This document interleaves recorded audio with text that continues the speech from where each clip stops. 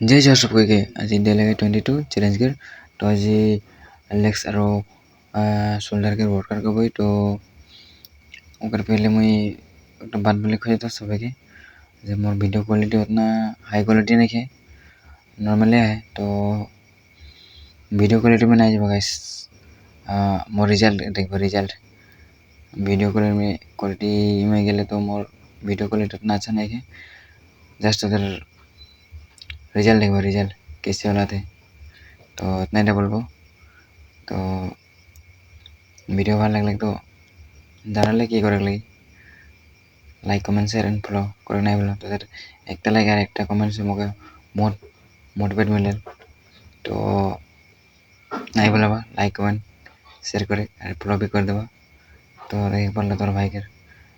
दामी diet water करे बाद खालो तो आज के इतना जय जोहार जय देवासी।